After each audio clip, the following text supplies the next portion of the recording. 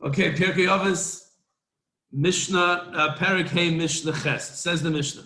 Shiva minei pra'anias ba'in la'olam al shiva b'gufei avera. There are 7 calamities that come into the world for 7 types of averas, but we'll see that they're all pretty much the same yesod. Miksasin ma'asr, miksasin ein ma'asr. Some people are giving ma'aser, are giving a tenth of their assets. They're giving tzedakah, and some are not giving tzedakah. Ra'av shel b'tzoros ba. So a famine of b'tzoros comes into the world. Says Rabbeinu Yona, Ra'av haba mipnei minias geshamim be'ita. A famine will come as a result of lack of rain in the proper time. The Mishnah explains, Miktsasan re'evin, u'miktsasan svein. Half the people, or a portion of the people, will be hungry, and a portion will be full. The Rabbeinu Yona says, Mida k'neged mida, shemiktsasan ma'asin, miktsasan ein ma'asin. Mida k'neged mida, what happens is the prices will go up. There'll be a lack of food, a lack of supply, and the prices that will drive the prices up. So some people will be able to afford the new price, some people will not. Some people will be hungry, some people won't be hungry. That's a result of, it's a mida k'neged mida. It's a tit for tat that half the oilam or a portion of the oilam we're not giving the proper stock. So that's number 1. Number 2, gamru shaloi la'aser. No one is giving tzedakah, and this probably applies to a city or a state or a country, like in an area. In a certain area, no one's giving meiser. Ra'av shel mahuma shel b'tzoros ba. So then you have a higher level famine. Mahuma means like everyone's running around, they can't find anything. So not just b'tzoros, but it's a ra'av shel mahuma. Explains the Rabbeinu Yona, Garmu shloi la'aser shekulan einen ma'aser. So no one is giving meiser, no one is giving a tenth. They're not giving tzedakah. So ra'av shel mahuma v'shel b'tzoros ba ze ra'av haba machmas milchama u'pra'anias habayim b'vnei adam. So this famine is not just a famine of lack of rain, but this is a famine that comes from a war. They'll lay siege on the city. When they start attacking, I guess obviously it affects commerce. So things can't be transported as efficiently as they were beforehand. The einam yachom la'avod asad masna, or there's a sakana, there's danger. So the farmers cannot properly do their thing in the field. The yeshalach Hashem b'hem esamahuma. So the mahuma comes, the panic comes, the enemy's here, we can't plow, and we can't plant. Mida k'neged mida, again it's a mida k'neged mida, shekulan einen ma'aser, no one's being ma'aser, no one's giving tzedakah. So that's the common theme so far, is that it all has to do with tzedakah. When there's pra'anias, but in the oil, when there's a lack of food, a lack of what we need, so that is a result of a lack of giving tzedakah. Number 3, v'shlo litol es hachala. So in addition to not giving meiser, they also stopped giving challah. Now in the times when it was like when we were tahirim, and it was like challah kedin, so that's 124th or 148th, depending on the Isa went to the Kayin, and no one's giving that. Ra'av shel kliya ba. So the punishment for that is that you have a famine of kliya. Kliya means like total, everything is gone, desolation. The Rabbeinu Yona explains, they're not doing meiser, they're not taking challah. It'll be a year where chas v'shalom, it's not going to rain at all. You say in the end of Dvarim that when a person sins, when the Yidden sin, chas v'shalom, calamities come to the world. So that is number 3, right? I think that's the count. Okay. Dever ba'al oilam. When does Dever come? Dever is a plague. Al misois ha'amuras ba'toira shloi nimsu lebezdin. A plague comes into the world when the Yidden are chayiv misa for things that were not, for those averas that were not handed over to bezdin. So it's a little vague what that means. So the Rabbeinu Yona understands that to mean there's 2 types of death penalty in Yiddishkeit. Right? One is Mises Bezdin, Misa B'dei Adam. That's Skila Shev Hareg V'chanik, the 4 types of death penalties that Al Pi Din, the Sanhedrin, the Bezdin can administer, which they almost never did, but it's there theoretically, practically also, but it's definitely there theoretically. And then you have Misa B'dei Shamayim. A person eats on Yom Kippur, that's not punishable by Bezdin. HaKadosh Baruch Hu takes care of the person. The person eats chaylev, forbidden fat. That's not punishable by, that's chiv kares. He gets kares for that. There's 2 types of death penalties that Hashem will impose. So the Rabbeinu learns when the Yidden are chas v'shalom violating Mises Hamuris B'Torah Shalonim Sulu Bezdin, those death penalties that come with it, it's a divine death penalty, Misub De Shamayim and Karis, so then the plague will come. The plague will come and I guess take care of them. Rashi learns it means when Bezdin is not able to, when they don't, or they're not able to take care of capital punishment, so then this dever steps in. So that would be for Chilul Shabbos, that would be for all the whole for murder, for Avodah Zarah. These are all things that are punishable by Bezdin Shal Mata, by Bezdin down here. So according to Rashi, this halacha, this din applies. Al Perish Shvius, in addition to Misas Amoris B'Torah Shalim to the Bezdin, another reason for the dever, for the plague to come, is Al Perish Shvius. Rashi, the Rabbeinu Yona says, She'enu Mechal Oisim Min Abayis, the person is hoarding the Shemitah fruits, and the next year, Tavshin Pei Aleph, Tavshin Pei Beis is Shemitah. So the Rabbeinu Yona says that a person, so here's the halacha is that a person can keep a certain amount of fruit in his house. The rest is to leave in the field, right? Even though I have an apple orchard, I can't take all the apples, or I have my field, my wheat fields, I can't take all the wheat and keep it in my house. I have to keep it for everyone to take. I'm allowed to take a certain amount. I don't have to go every 5 minutes to the field, and if I want to bake a loaf of bread, I have to go and collect the wheat. I can keep X amount in my house, but I can't hoard, and at a certain point in time, I have to take everything out of the house. So the person is acting with Perish Shvius as if it's his own. So then the dever comes into the world, which also is like a lack of tzedakah, kind of similar to, and that's when the dever comes. He's doing business with Perish Shvius, he's acting as if it's his own, so therefore the dever comes into the world. So almost all of them have to do with tzedakah, right? And even Perish Shvius, the concept with a person not giving tzedakah, we always give the mashal that if you gave me $100,000, right, I'd be very appreciative. But you told me, you know what, here's 100,000, but give 10,000 to this person, to Yanko. So like I asked my kid, I said, would that be challenging for you? Would that be hard? Like it's a big challenge, you know. You have to give away $10,000. It's a very big challenge. It's not a challenge. The guy's giving me $100,000, right? And he's giving me 90 and saying give 10 to them. That's not hard. It's not an isayin. It's very easy to do. I'll be very eager to grab all 100,000 and give 10 to someone else. So why is it that if a kid makes $10, is to give $1 away? You make 100, you give 10 away. Why is that hard? Right? It's the same thing. Hashem, whatever money Hashem, for every dollar Hashem gives us, there's 10 cents that he's saying give someone else. Well, I make the money, I don't make the money. Hashem gives it to me on the condition that I give to others. That's the, so Perish Shvius is the same thing. That I think I own my field. I don't own my field. Kadosh Baruch Hu owns my field, and he lets me 6 years out of 7, he lets me keep all the produce. But the Ma'aseh belongs to Kadosh Baruch Hu. So it's the same Yisoid, someone who's hoarding Perish Shvius, or someone who is keeping Perish Shvius, you know, for himself and not treating it like it's hefker, and someone not giving tzedakah. That's a person who thinks that what he makes belongs to him, and it's a big struggle to give it away. He thinks he's giving it away. You're not giving it away. It was never that person's in the first place. So those are the first 4. Mishnah continues. Cherev ba'al ha'olam. War comes into the world. Al inui hadin. So inui hadin, the Rabbeinu Yona says, shebezdin ma'anas hadin ladunoi afa pishu bar lahen. When they push off the psak din. Inui hadin is like, you know, if you know the psak now, don't reconvene tomorrow morning and administer the psak. Obviously, when a person doesn't know what the outcome is going to be, or how painful were those days in between election day until he found out, or maybe not, we didn't find out yet. But not knowing is a very painful thing. So imagine a person is up for his capital punishment, his capital trial, and they wait a few days. It's torturous. So if Bezdin pushes off their psak din, that's when cherev, the punishment is cherev ba'al ha'olam, a war comes to the world. Val ivus hadin.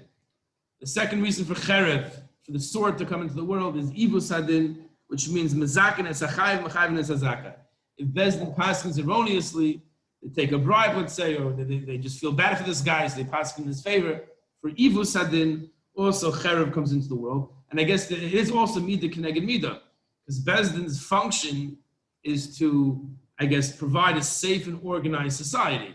You know, we have all these rules that benefit everyone, and if they're not kept, so then things will fall apart. will dissolve into anarchy. So I guess when there's evil sadin, when they're not paskening properly, so then we're losing the organization in society. It's going to lead to hefkeres. So if a cherev comes into the world, in wartime, there are no rules. Wartime is just a total, is chaos. So it's a midah keneged midah. The third reason, says the Mishnah, why cherev comes into the world, a person paskins, the Rabbeinu Yona says, for example, a Talmud reaches he has not reached yet the stage where he can paskin. He's not proficient enough in halacha to paskin, and he's paskining. Or a person who is at the stage where he's able to paskin, but he paskins the wrong way, whether he didn't do the proper research, whether he has the Yetzer Hara to either paskin l'chumra or l'kula for this individual. Kulam b'chlal, it's all there. And again, it's a lack of structure and organization. The Kodesh Baruch Hu put us into this world with halachas, with basa b'chalav, and with Shabbos, and with Erevin, and with Pesach, and that's we're supposed to live in an organized fashion. And we have our Bezdin who are there to help us to pass and to decide the laws. And if all this is not going well, so the midah keneged midah is Hashem sends the milchama into the world. Hashem sends the cherev into the world. Okay. Mishnah test continues, because we didn't see all 7 yet. It says Mishnah test, Chaya Ra'a Ba'al Oilam. So animals are taking over. They're coming and they're attacking. Al Shavuas Shav Al Chilul Hashem. That comes when a person takes a Shvua Shav, a false Shvua. So the Rabbeinu Yona explains what's a Shvua Shav. Nishba Al Evan Shayishu Shal Shayish. It's an obvious Shvua. You make a Shvua in Hashem's name that this is a sefer, this is a tissue box. He makes it a shvua. That shvua is a point. It's not sheker. It's not false, but there's no point. The point of a shvua is to mechazik someone to do something, but just to make a shvua that this is what it is a shvua shav. That is going to lead to chaya ra, wild animals taking over. Val chilul Hashem. Ha'oisaver b'farhesia. Rabbeinu Yona says, if a person is machal shem shemayim, the rabbin, he does an aver b'farhesia. That's a chilul Hashem. So the chaya ra comes. You have to think why the chaya ra dafka. Why dafka chaya ra? Why is that fitting the midah keneged midah for these two? So the Rabbeinu Yona does not say. I'm looking at the Rambam, does not say, neither does Rashi. That leaves us with the opportunity to think, come up with something. We'll see for next week if we come up with something. Continues the Mishnah. Galus bala olam. When are the Yidden forced to travel? They're tossed from place to place. They go from this country to that country. When does that happen? Alavoidas chechavim for avodah zara. If the Yidden are transgressing avodah zara, gilu arayos, illicit relations, shvichas damim, and for murder. Big 3. That leads to galus. Shmitas haaretz. Again, shmita comes back in. Al shmitas haaretz. Explains the Rabbeinu Yona. Avodah zara k'she'ovdin Yisrael avodah zara galus balahem. When the Yidden do avodah zara, the galus comes. Gilu arayos, shvichas damim, and shmitas haaretz. Hashem said in the 7th year, you have to leave the field fallow. You cannot work the field. It doesn't belong to me. I can't do anything. And they don't do that, and they're working the fields.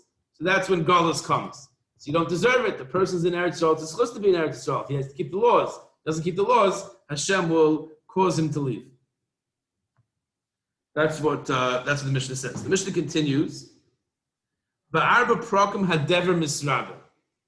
There are 4 times that the plague, the pandemic, will be misrabe, will increase. That's the lashon of the Mishnah. It will increase. Berevius uveshvius, the 4th year of the 7-year Shemitah cycle, and the 7th year, so it's coming after the 3rd year and after the 6th year. V'matzai shvius, and the 1st year of the next Shemitah cycle after the 7th year. V'matzai hachad shebakol shana v'shana. After Sukkot every year. Those are the 4 times that dever, that a plague is misrabe, is going to come. So the Rabbeinu explains. So first, the Mishnah goes weiter. Revius, why the fourth year of the Shemitah cycle? Why then? Because the people did not give, if they didn't give the Meiser Ani in the third year, so then the Dever comes. So we know like this. There are 7 years, the Shemitah cycle, Shemitah is not year number 7. So there are 6 normal years, we'll call them. Years 1, 2, and 4 and 5. You have to give Meiser Rishon, which is a 10th goes to the Levi, and Meiser Sheni. Meiser Sheni is I take another 10th, and I bring it to Yerushalayim. But on years 3 and 6, we don't take Meiser Sheni. Instead, we take Meiser Ani. We give a 10th of what's left after Truma and after Meiser Rishon. We give a 10th of what's left, and we give that to the Aniyim, to the poor people. So if people did not give the Meiser Ani in years 3 and 6, so then in years 4 and 7, the following year, there's going to be Dever. There's going to be a plague. That's Revius, we play Meiser Ani Sheva Shlishis. B'Shvius, we play Meiser Ani Sheva Shishis. So the fourth year, it's a result of the third year's not giving Meiser Ani. And the 7th year, the Shemitah, is a result of the 6th year not giving Meiser Ani. Motzei Shvius, and the first year of the Shemitah cycle, which is the year after Shemitah, if they pay Shvius, if a person did not act with the pay Shvius properly, and every year after Sukkot, because of the taking, the stealing of the Matnas Aniyim. So let's just skip to that Rabbeinu Yona for 1 second. Rabbeinu Yona says, Im lo yanichu leket shechun peya. Parat v'ayleilas, the person, the field owner, does not leave the Matanas Aniyim that you're supposed to leave in the field. Sukkot comes when we're gathering all the stuff into our houses. And that's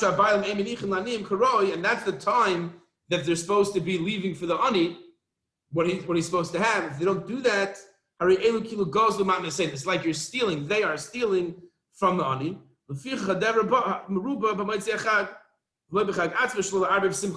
really, already Sukkot's time, the Yidden would be deserving of this punishment. Hashem wants him to have a Geshmak of Sukkot, but right after Sukkot, the Dever will come if they did not give the Matnas Aniyim properly. So we skipped inside the Rabbeinu Yona, who went through all the halachas. We paraphrased it essentially that on years 3 and 6 you give Meiser Ani. He goes through the whole drasha that the Gemaras bring. Right. Okay. So we'll suffice just to paraphrase that. So it's interesting that the dever, the drought, all of it is pretty much because of not giving tzedakah, right? So we had war. War comes into the world because of a lack of ethical judgments or proper judgments. When the Bezdin are not doing the right thing, that's when cherev, war, comes into the world. And we had chaya ra'ah, wild animals, also was different, was shuashav and chil Hashem. And Golus was also for different reasons, but the drought and the plagues were all the result of not giving tzedakah. So the audience can draw any conclusion that they want, but I don't like saying why things happen. All I know is that we just learned today 2 Mishnayos that discuss calamities coming into the world. The majority of those calamities have to do with plague, lack of rain, lack of food, or plagues coming. And it's all to do with tzedakah. It's all to do with not giving tzedakah. So it's just something to think about for a person to, myself included, to just make sure that we're acting properly in this area. And Be'ezer Hashem, there should be no more dever. We should have no more plagues ever again.